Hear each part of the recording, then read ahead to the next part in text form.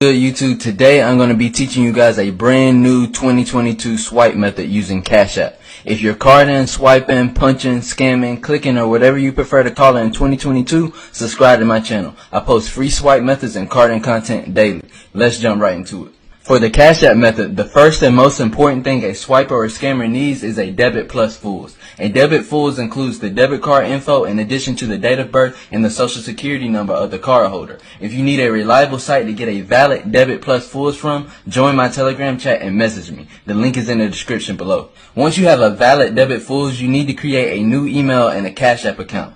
Go to the App Store and download Proton Mail. Use Proton Mail to create a new email address because it's encrypted and untraceable. Use the first and last name that's on your debit Fullz to create the Proton Mail email address. This new email address is the email address that you're going to use to create a new Cashapp account. Go back to the App Store and download Cashapp. When you open up a Cashapp account, it's going to ask you to enter a phone number or an email address to create a new account. Make sure you select email and enter the Proton Mail address that you just created.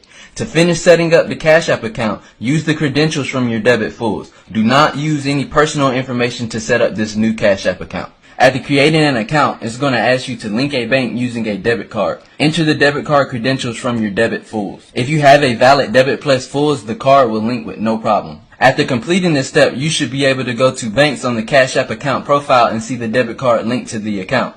Now you're almost ready to cash out. Make sure you watch this entire video so that you don't miss any steps and fuck this up. Go to the Cashapp home screen where it shows your $0 balance and click Add Cash.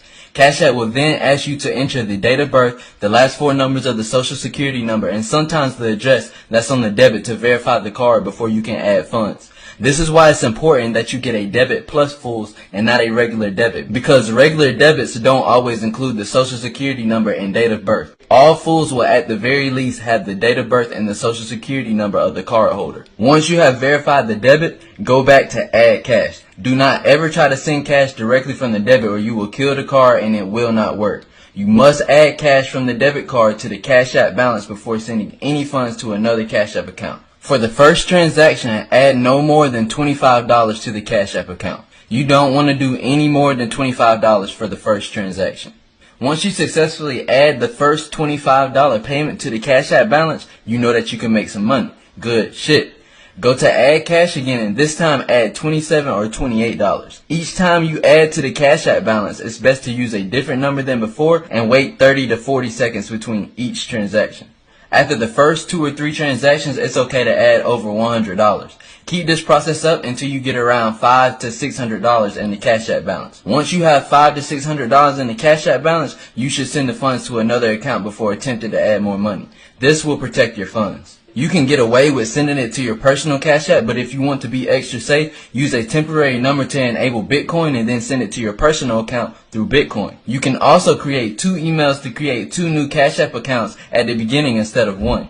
This will allow you to send the funds to another Cashapp before sending it to your personal. And yes, Cashapp will allow you to create 2 accounts with the same information from your debit Fullz, as long as you use 2 different emails. You can continue adding and sending money in Cashapp until the debit declines. After the card declines, transfer any money sitting in the Cashapp account to another Cashapp account immediately. Wait around 5 or 10 minutes before you try to add funds again. Most of the time, after the debit declines the first time, you won't be able to use it again, but it's always good to check. Once you get all the funds into your personal Cashapp, delete the Cashapp account that you linked the debit Fullz to.